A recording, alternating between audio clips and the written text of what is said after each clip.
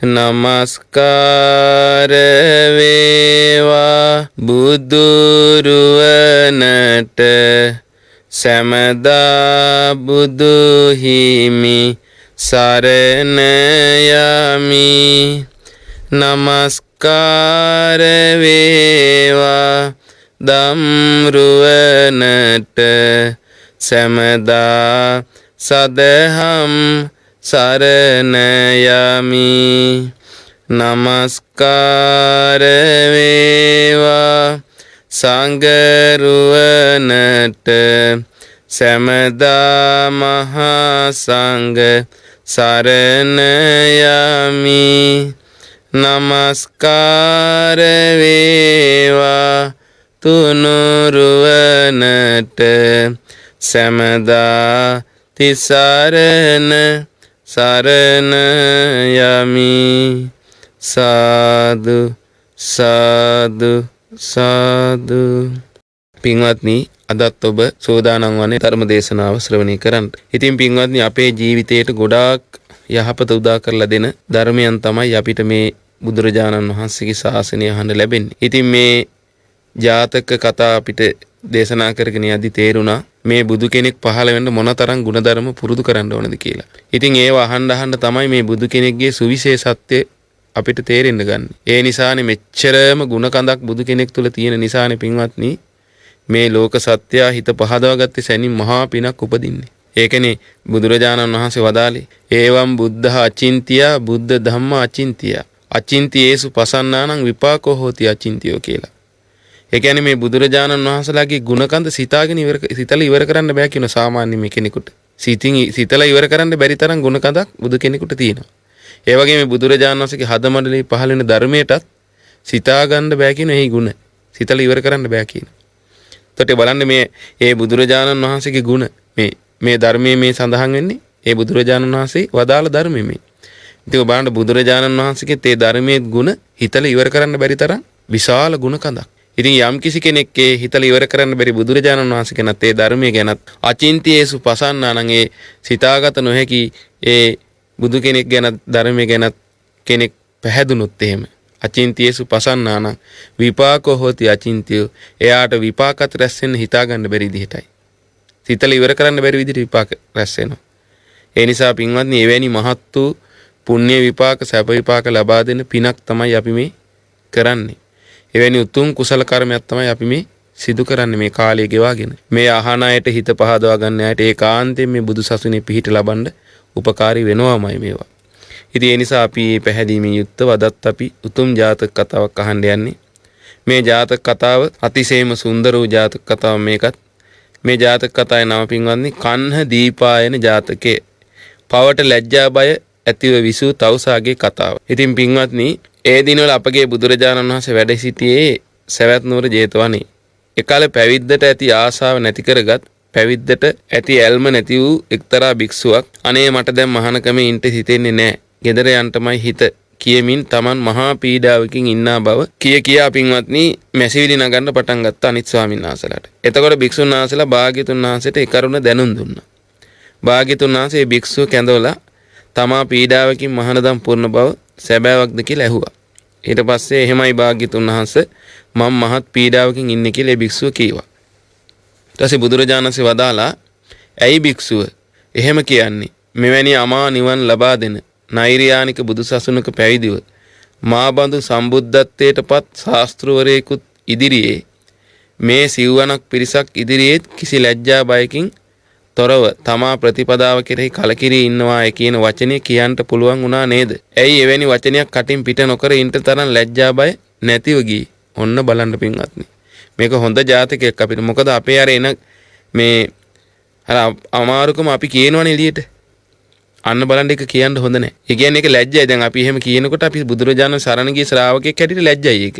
ඇයි බුදුරජාණන් වහන්සේ මේ ගුණ මේ Tamanට මේක කරන්න බෑ කියා ගියාද ලෝකෙට? ඒවා අමාරුවෙන් දුෂ්කරව නමුත් කරගත්තානේ. අතිශයම දුෂ්කර දේවල් ලෝකයට කියා මට බෑ හිටියේ නෑ. ඒවා හිත ඇතුලේ හංගගෙන Taman දක්ෂ වෙලා වීරිය කළා ඒ අකුසල් ප්‍රහාණය කළා. කියා ගිහිලා ලෝකෙට වැඩක් නෑ. ඒක කියා අනේක ලැජ්ජා සහගත දෙයක් කියලා තමයි බුදුරජාණන් වදාළේ. ලැජ්ජා වෙන්න ඕන එකට.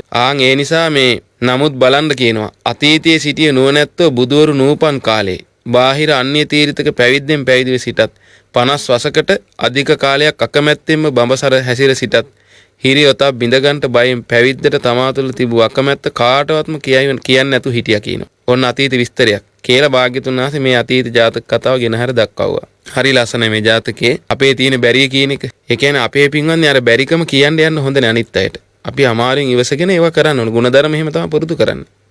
ලෝකයට කියා ගියා කියලා ඒකෙන් වෙන යහපතක් නෑ. බලන්න ලස්සන මේ ජාතකයේ ඒ ගැන තමයි මහන්නි ගොඩාක් ඉස්සර කාලේ වංශක රටෙහි කොසඹෑනුවර කෝසම්බිනන් රජෙක් රාජ්‍ය විචාරමින් හිටියා. ඔය කාලේ එක්තරා නියම් ගමක මිත්‍ර බ්‍රහ්මවරු දෙදෙනෙක් තමන් සතු 80 කෝටික මහා ධනෙ දන් දීලා ඔවුන්ගේ පිරිවර ජනයා හඬා වැළපෙද්දීම කාමෙහි දොස් දැක ගිහි ජීවිතය අත්හැරියා. ඔන්න බලන්න මේ බුදුවරු නැති කාලේ මේ නුවණැති අයගේ ස්වභාවය.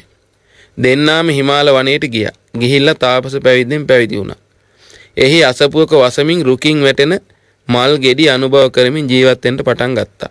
ඔවුන්ගේ තාපස පැවිද්දට 50 වසක්ම ගෙවි ගියා. අවුරුදු 50ක් ගෙවිලා ගියා. නමුත් දෙන්නාගෙන් කාටවත් ධ්‍යාන අභිඥා විශේෂයක් උපදවා ගන්නට බැරි වුණා. ඒ කියන්නේ අර සිත සමාධි කරලා ධ්‍යාන අභිඥා සමාපatti උපදවා ගන්න බැරි වුණා. අවුරුදු 50ක් දැන් ගත කළා වුණාට. 50 වසක් කැවෑමෙන් පසු ඔය තවුසන් දෙන්නා ලුණු ඇඹුල් සහිත ආහාරයක් ලැබුණු කැමැතිව ජනපද චාරිකාවේ පිටත් වුණා. ක්‍රමක්‍රමයෙන් කාශි රටටත් පැමිණියා. මේ තවුසන් දෙදෙනාගෙන් එක් තවුසෙකුගේ නම දීපායන. අනිත් තවුසාගේ නම මණ්ඩව්විය. දීපායන තවුසාගේ ගිහි කල මිත්‍රයෙක් හිටියා. ඔහුගේ නමත් මණ්ඩව්විය. ඔබ බලන්නකෝ. දවසක් මේ තවුස දෙදෙනා මණ්ඩව්විය බ්‍රහ්මණයාගේ නිවසට පැමිණියා. පැරණි යහළුවා පැමිණීම ගැන ඔහු ඉතා සතුටටපත් වුණා. ඉක්මනින්ම කොලාතු සෙවිලි කරලා කුටියක් තනවලා එහි තවුසන් දෙදෙනාම වාසය කරවා සිව්පසයෙන් උපස්ථාන කළා. ඔන්න බලන්න. සිව්පසයෙන් උපස්ථාන කරන කියන්නේ චීවර, පිණ්ඩපාත, සේනාසන, ගිලම්පස. එතන මෙයා කුටියකොත් හදලා දුන්නා. ඊළඟට චීවරත් පූජා කරලා තිනවා. ඊළඟට දානෙත් පූජා කළා, බෙහෙත් පිරිකරත් පූජා කරලා. දැන් බලන්න මේ අපි ලොකුවට හිතනවනේ මේවා. දැන් බලන්න මේ විදිහට කරා මේ මණ්ඩාවිය බ්‍රහ්මණයාගේ කුටියෙහි මේ දෙන්න 3 අවුරුද්දක් වාසය කළා. එතකොට හදලා දුන්නේ කුටිය අවුරුදු 3ක් මේ මණ්ඩාවිය තාපසයයි දීපායන කියන තාපසය දෙන්න වාසය කළා. නැවතත් චාරිකාවේ පිටත්ව බරණැසට පැමිණියා. ඊට චාරිකාවේ ගිහිල්ලා බරණැසට ගියා. එහි අතිමුත්තක නමැති සොහොනේ වාසය කරන්නට පටන් ගත්තා. සොහොනක් තිබිලා තියෙන අතිමුත්තක කියලා. ඒ සොහොනේ වාසය කරලා තියෙනවා.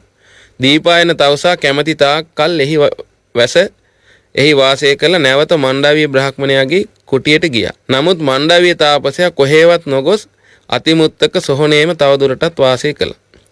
දැන් දෙන්න සොහොනේ ඉඳලා ඊට පස්සේ අර දීපායන කියන තාපසයා මොකද කළේ? අර තමන්ගේ ගිහි කාලේ මිත්‍රයා ඉන්නේ එහෙට ගියා නැවත. නමුත් අර මේ තාපසයා මේ මණ්ඩාවිය කියන තාපසයා මේ සොහොනේම හිටියා. අර අතිමුත්තක කියන සොහොනේම. දවසක් එක්තරා හොරෙක් ඇතුළු නුවර නිවසකින් බඩු හොරා ගත්තා. ගෙදර මිනිසුන්ටත් ඔවුන්ගේ රැකවල් මිනිසුන්ටත් ඒ කියන්නේ ආරක්ෂාව සඳහා ඉන්න මිනිසුන්ටත් හොරෙක් බඩු ගෙනියනවා කියලා දකින්න ලැබුණා. ඔවුන් සොරාව පසුපසින් පන්නාගෙන ආවා. සොරා වේගයෙන් දුවගෙන ඇවිත් අතිමුත්තක සොහොනට ගිහිල්ලා සොහොනේ කෙළවර කොලාතු සෙවිලි කළ කුටියක් තියෙනවා දැක්කා. ඔන්න බලන්න. ඒ කියන්නේ මේ හොරු එහෙම මේ වගේ සොහොන වලට තමයි ගොඩක් වෙලාට ඇවිල්ලා තින්නේ. තවත් ඔය ජාතක කියලා සඳහන් වෙනවා. එතනට ගිහිල්ලා මොකද කළේ? Taman සොරාගත්තේ බඩු ටික ඒ කුටියේ දොරකඩ තියලා ගිහිල්ලා හැංගුණා මෙයා. ඒ කුටියේ දොරකඩ තියලා හැංගුණා මෙයා ගිහිල්ලා පැත්තක. අර පිටිපස්සෙන් දුවගෙන ආපු මිනිස්සු මේ හොරා පස්සේ අතන බඩු තියෙනවා දැක්ක අර කුටිය ඉස්සරහා. දැකලා හිතියේ සොරා වාසය කරන්නේ එතන කියලා. ඒ කුටියේ තමයි මේ හොරා ඉන්නේ කියලා හිතුවා. ඔවුන් ආගමන් දොරට ගසා කෑ ගැසුවා. මණ්ඩාවිය තවුසා දොර ඇරියා. දැන් මණ්ඩාවිය තවුසා කිසි දෙයක් දන්නේ නැහැ.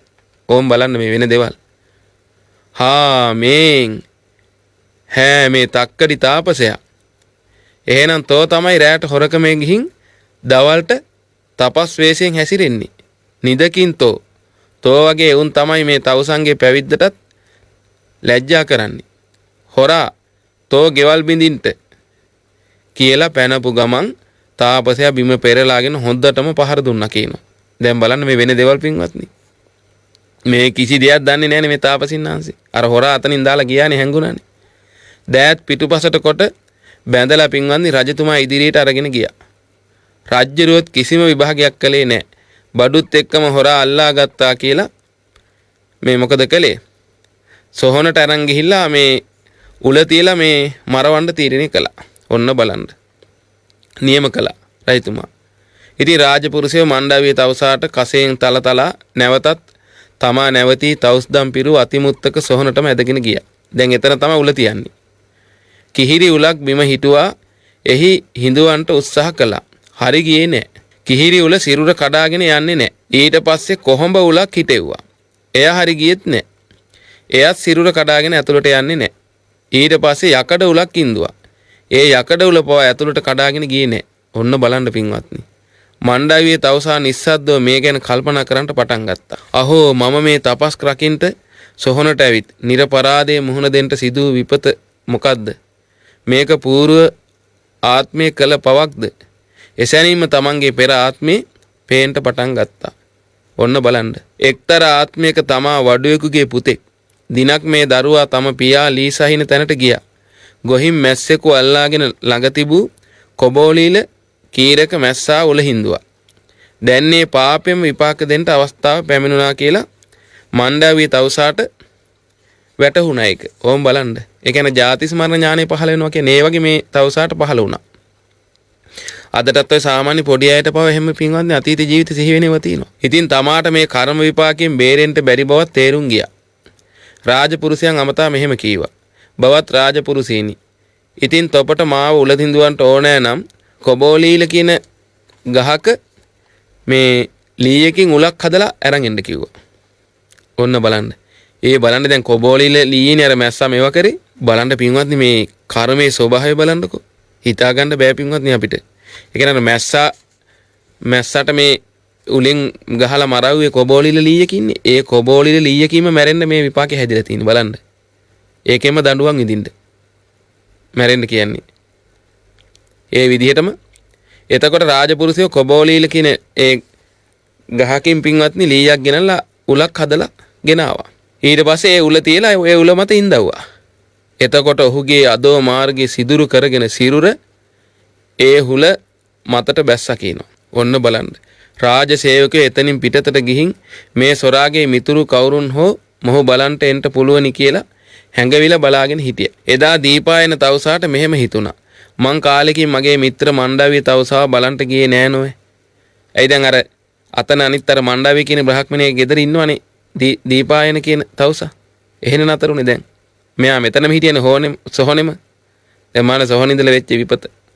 ඉතින් ඒ තවුසා හිතුවා මේ මගේ යාළුවා දැක්කේ නෑ ගොඩ කාලෙකින් බලන්න යන්න ඕන කියලා. දැන්වත් ගොහින් බලන්න ඕනෑ කියලා පිටත් වෙලා අතර මගදීම මණ්ඩාවිය තවුසා සොරකමකට හසු වී උලහිඳුව ඇති බව ආරංචි වුණා. අතර මගදීම ආරංචි වුණා. දීපායන තවුසා කෙලින්ම එතනට ගිහිල්ලා මෙහෙම ඇසුවා. බවත් මිත්‍රේ තොප මේ සොරකම කළාද? අනේ නෑ මිත්‍රයා මම මොකෝවත්ම දන්නේ නෑ. මන් නොකල දෙයකටයි මේ දඬුවම් ලැබුණේ. මම මේ ජීවිතයේ කවරදාකවත් සොරකම් කළේ නෑ. හරි මිත්‍රයා.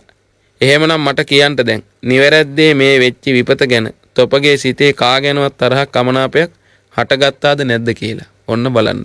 අහන ඒවා. බලන්න මේ නුවණැති අයගේ ජීවිතවල ස්වභාවය බලන්නකෝ. දැන් මේ මැරෙන එක ගැන නෙමෙයි ප්‍රශ්නේ තියෙන්නේ. මේ විදිහට දැන් නොකරපු දෙයකට මේ අහුවෙලා දැන් උලෙත් තියලා දැන් මේ ගැන ඔබගේ කාගෙන තරහ තියෙන කියලා ඇහුවා. අමනාපයක් හටගත්තද නැද්ද කවුරු හරි ගැන කියලා ඇහුවා. අනේ මිත්‍රයා මේ සත්තකින්මයි කියන්නේ. මට ගහපු උදවිය ගැනවත් මාව උලින්ද වූ රාජපුරුෂයන් ගැනවත් මට රාජාඥා කළ රජතුමා ගැනවත් තරහ සිතක් උපදවා ගත්තේ නැහැ කියනවා. අන්න බලන්න ಗುಣධර්ම. දැක්කද මේ ජීවිතයේ පින්වත්නි ಗುಣධර්ම වලින් පෝෂණය වෙන එක තමයි මේකේ වටිනාකම.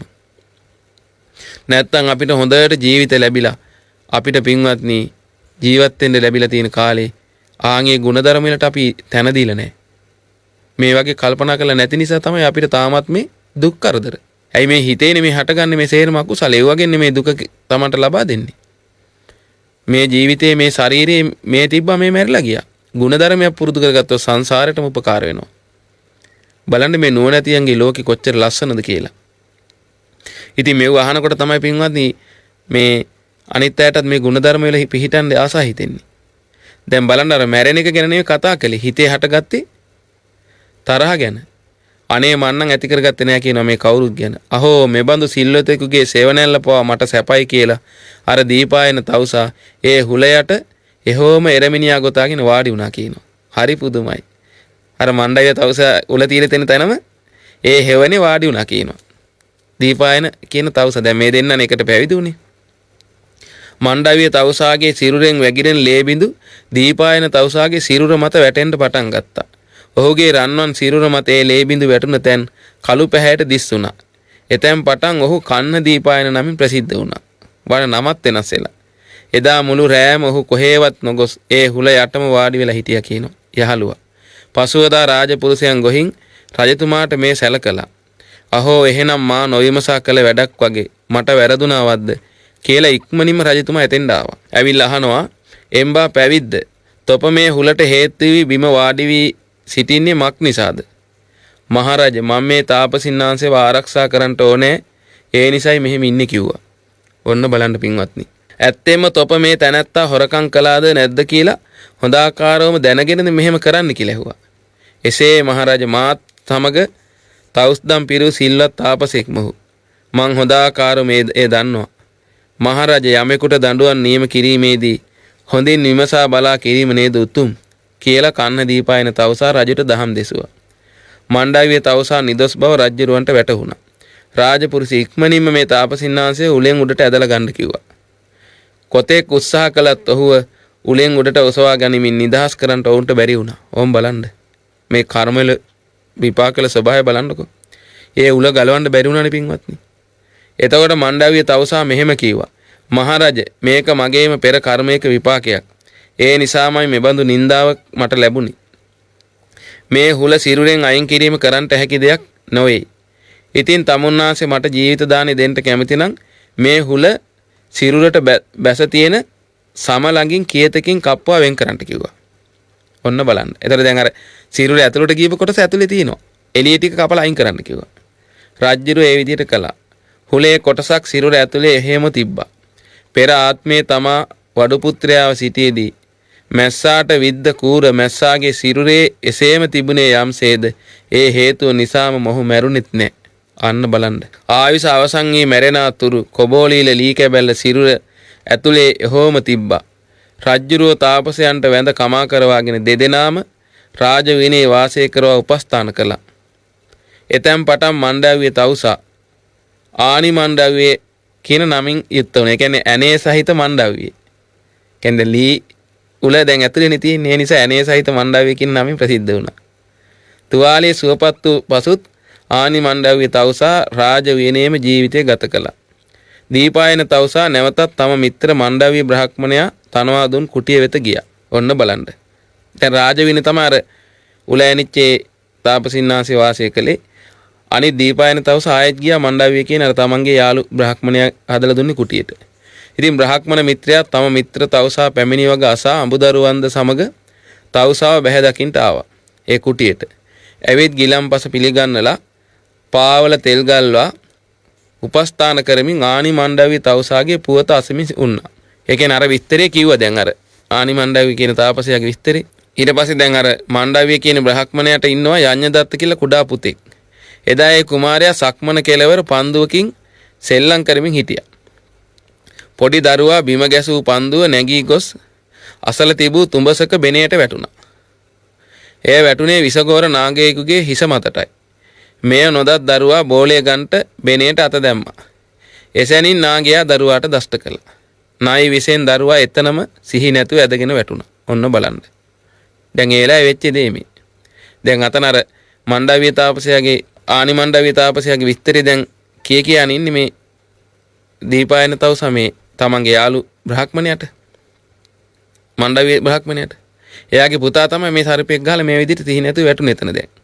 ඒ වෙලාවෙම දරුවාට ණයකු දෂ්ට කළ බව දැනගත් මව්පියන් දරුවාව සොයාගෙන ඇවිත් දීපායන තවුසාගේ පාමුල තබා හඬමින් මෙහෙම කිව්වා. ඊට පස්සේ ඉක්මනට ගිහිල්ලා දරුවා අරගෙන ඇවිල්ලා දැන් අර තාපසින්නාංශගේ පාමුල තිබ්බා. ඒකලා මෙහෙම කියනවා. අනේ ස්වාමීනි, තමුන්නාන්සලා ඖෂධ ගැනත් ආරක්ෂා විධි ගැනත් දන්නවා නොවේ. අපගේ දරුවා බේරා දෙන්න ස්වාමීනි. පින්වත මං ඖෂධ ගැන නම් දන්නේ නැහැ. වෙදහෙදකම් ගැන දන්නෙත් නැහැ. මං පැවිද්දෙක්නේ. අනේ එහෙනම් ස්වාමීනි මේ දරුවාට මෙත් වඩා අඩු ගන්නේ සත්‍යක්‍රියාවක් කරන්න කිව්වා. හා ඒක නම් හොඳයි. සත්‍යක්‍රියාවක් නම් කරන්න පුළුවන් කියලා යඤ්ඤදත්ත දරුවාගේ හිස මත අත තබාගෙන මේ පළමු ගාතාව කිව්වා කියනවා. දීපායන තවුසා.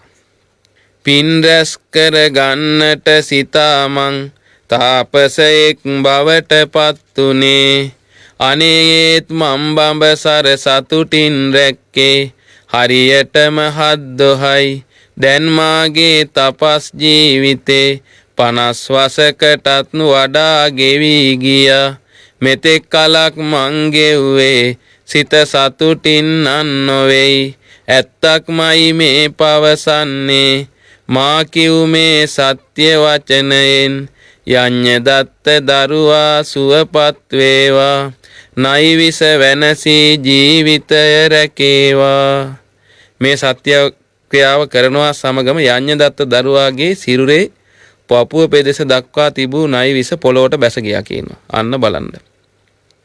සත්‍ය ක්‍රියාව බලන්න. එතකොට කුමාරයා ඇස්පිය ගසා ඇස්සැර මාපියන් දෙස බැලුවා. අම්මා කීවා ආයමත් පැත්තට පෙරලී වැටුණා. ඇස් දෙක ඇරලා බලලා අම්මා කියලා කිව්වා. ආයමත් පැත්තට වැටුණා කියන පෙරෙල්ල. එතකොට මණ්ඩාවිය බ්‍රහ්මණයාට කන්න දීපායන තවසා මෙහෙම කිව්වා.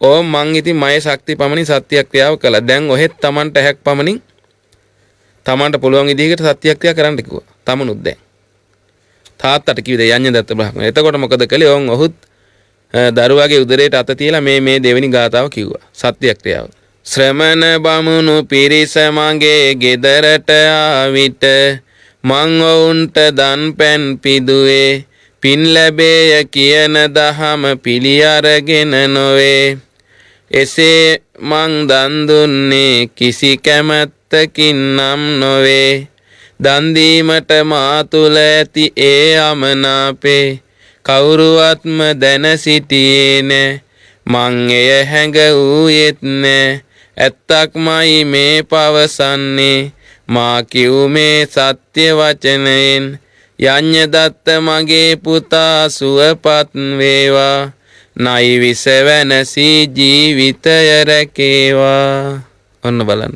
දැන් බලන්න සත්‍ය ක්‍රියාව. ඇත්ත නෙමෙයි බොරු නෙවෙයිනේ. දැන් බලන්න අර බ්‍රහ්මණයා දීපායන බ්‍රහ්මණයා කිව්වා මම පැවිදි වෙලා දැන් අවුරුදු 50ක් වෙනවා කිව්වා. ඉතින් හරියටම මං ඒ පැවිදි වෙලා දවස් 7යි කියන සතුටින් හිටියේ මේ බඹසර ජීවිතේ. ඊතුරු කාලෙම මොකද කරලා තින්නේ? සතුටින් නෙමෙයි කියන හිටියේ. ඔන්න බලන්න. ඒක සත්‍යයක්. ඒ සත්‍යය මෙයා සුවපත් වේවා කියලා කිව්වා. ඇත්තම කිව්වා. ඊට දැන් මෙයා කිව්වා මම ශ්‍රමණ බමුණු මගේ ගෙදරට ආවා. ශ්‍රමණ බ්‍රහ්මණයා. මං වුන්ට දම්පැන් දුන්නා. පින් ලැබේ කියන දහම පිළි අරගෙන නෙමෙයි කියන මං කළේ එහෙම. මං කිසි කැමැත්තකින් නෙවෙයි කියන මේ දානේ දුන්නේ. මට දන් දීම ගැන අමනාපයක් කියන හිතේ තිබුණේ. කවුරුවත්ම දැනගෙන හිටියේ නෑ යමනාපේ. කවුරුත්ම දැනගෙන හිටියේ නමුත් මගේ අමනාපයක් හිතේ තිබ්බා.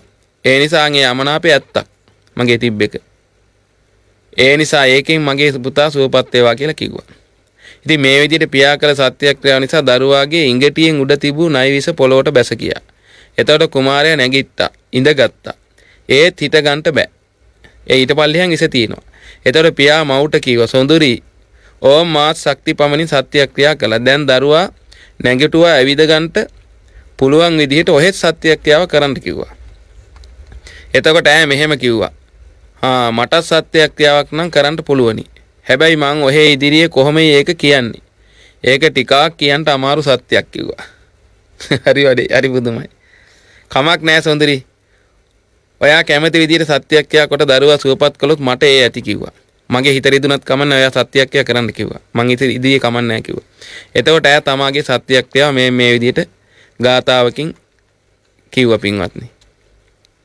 අනේමයේ පුතේ ගෝර විස ඇති නයා කියන්නේ බලවත් විස තියෙන සතෙක් ඌ ඉන්නේ තුඹසේ අද මට ඒ නයා ගැනත් මහා අප්පිරියාවක් ඇති වුණා ඔයාගේ තාත්තා ගැන මගේ හිතේ තියෙන්නෙත් ඒ වගේම අප්පිරියාවක් නයා ගැනත් ඔයාගේ පියා ගැනත් මගේ හිතේ තියෙන අප්‍රිය බව නම් කිසි වෙනසක් නෑ පුතේ ඇත්තක්මයි මේ පවසන්නේ මා කිව් මේ සත්‍ය වචනයෙන් යඤ්ඤ දත්ත මගේ පුතා සුවපත් වේවා නයි විස වෙනසී ජීවිතය රැකේවා. ඔන්න බලන්න සත්‍යක්‍රියාව.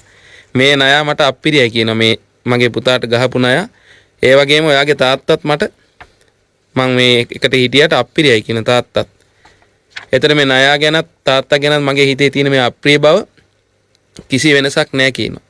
ඒක ඇත්තක් ඒකෙන් ඔබ සූපත් වේවා. ඉතින් ඇගේ සත්‍යක්‍රියාව සමගම දරුවාගේ සිරුරේ තිබු සියලු විස පොළොවට බැස ගියා. බලන්න මේ සත්‍යක්‍රියාවෙන් දැන් අර අමනාපේ නොකිය හිටපු දේවල් පවා ඉස්සරහට කියන්න උනා මේ තුන් දෙනාටම.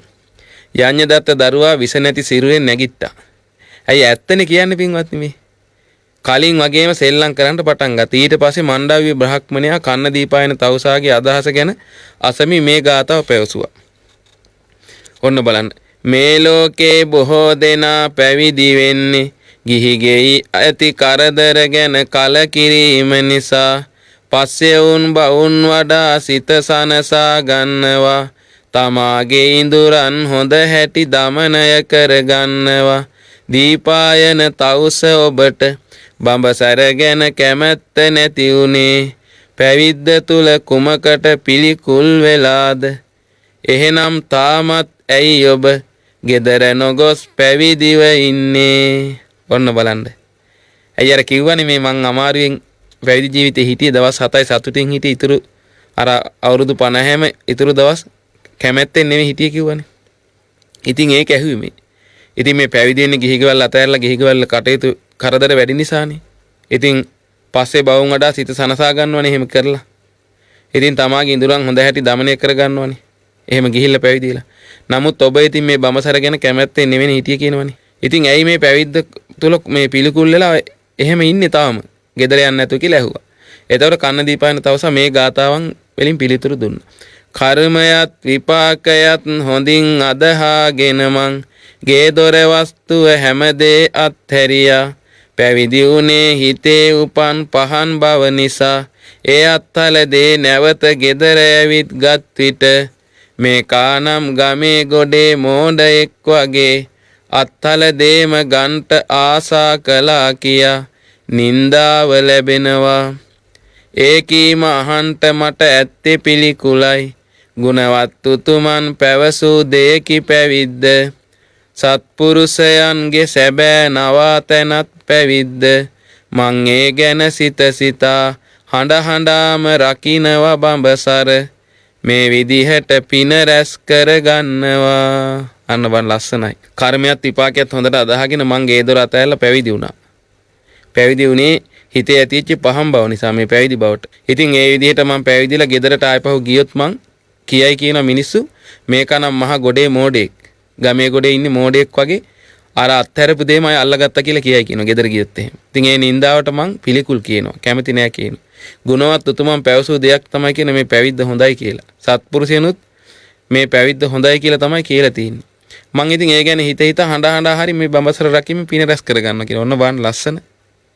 ඉතින් බලන්න එහෙනම් මේ ධර්මයේ පුරුදු කරනකොට පින්වත්නි අකමැත්තෙන් නමුත් මේ ඒ කියන්නේ අමාරුවෙන් හරි මේ ධර්මයේ පුරුදු කරගන්න එක වටිනවා.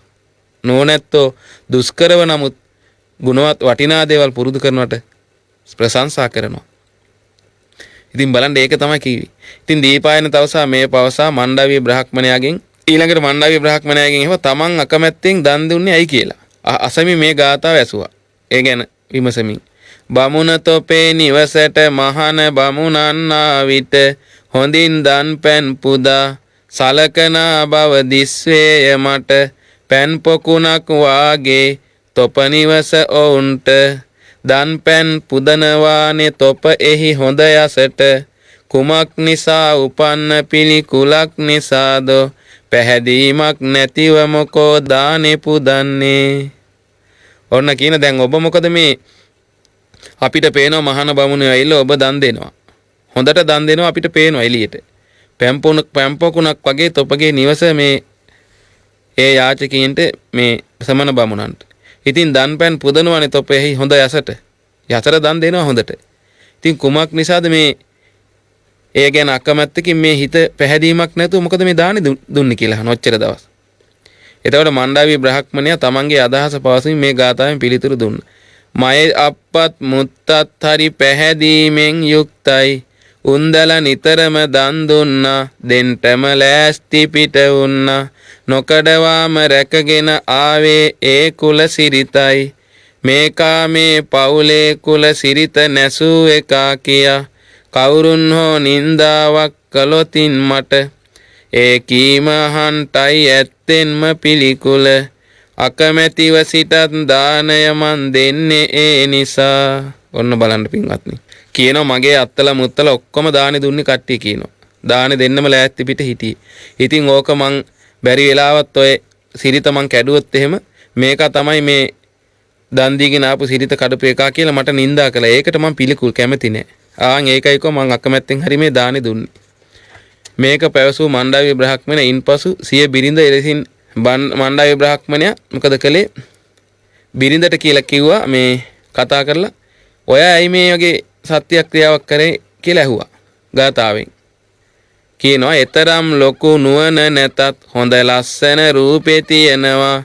නවයවුන් දැරිවි කාලේ අපේ ඥාති පවුලකින් මං ඔහෙව සහේට ගත්තා කියා හොඳින් දන්නවා.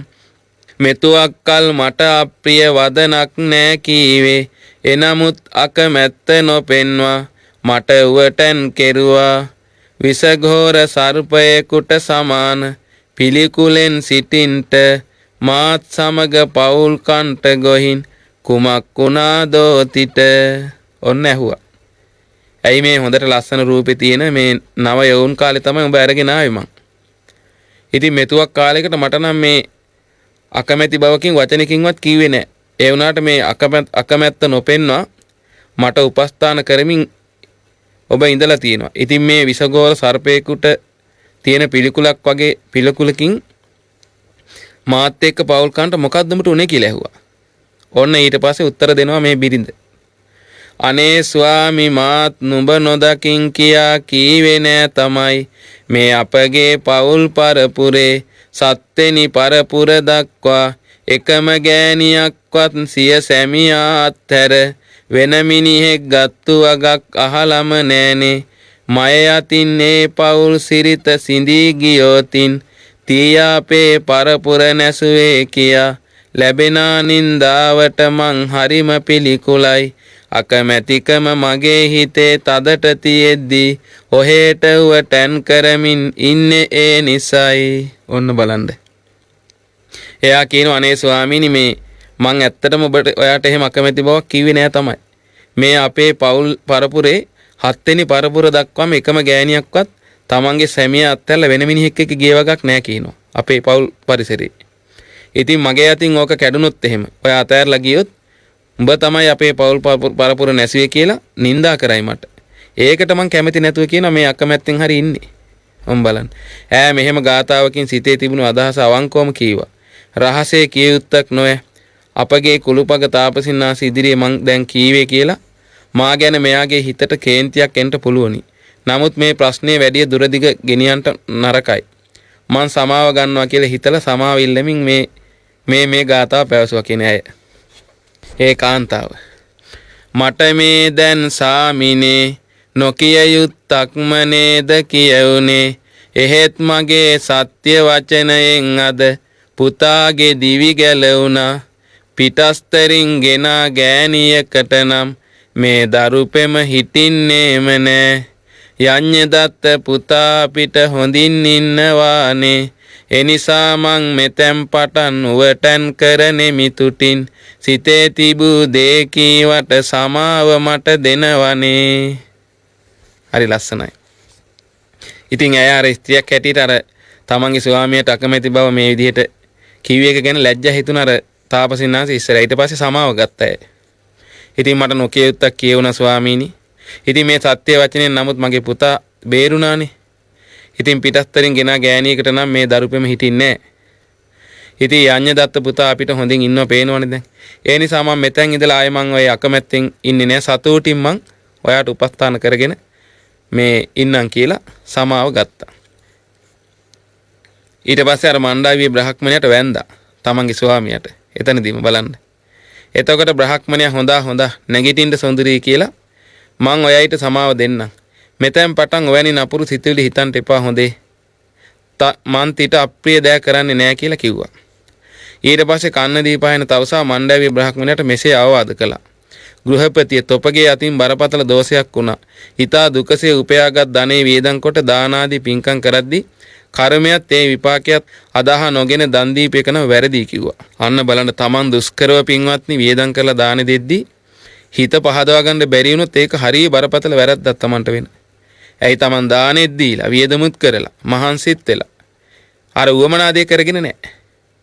එහෙනම් පැහැදිලිව තේරෙනවා මේ පැහැදීම එච්චරට වටිනවා. ඒකයි කිව්වේ මේ තාපසින්නාංශේ. ඒ නිසා මේ කරගත්තේ වැඩේ නම් වැරදි.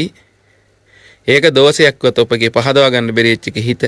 මින් මත්තට දාන ආදී පිනක් කරද්දී ඒ දෙන දේ ගැන Tamanට විපාක වශයෙන් ආපසු ලැබෙනවායි කියලා කර්මඵල අදහගෙන පැහැදීමෙන් දන් දෙන්න කිව්වා. අනේ ස්වාමිනී මම මින් පස්සේ කර්මඵල අදහගෙන දන්පැන් දෙනවා කියලා පොරොන්දු වුණා. ඒ වගේම ස්වාමිනී තමුන්නාසේ පිළිබඳව මට වචනයක් කියන්න අවසර. ඔන්න දැන් තාපසින්නාසෙකිමුත් අහනවා. මට අවසරයි වචනයක් කියන්න ඔබ වහන්සේට. තමුන්නාසේ අපට දක්ෂිනාර්හ දන්පැන් පිළිගැනීමට සුදුසු උතුමෙක් නොවේ. අපි දෙන දාන පිළිගන්න සුදුසුයින ඔබ වහන්සේ.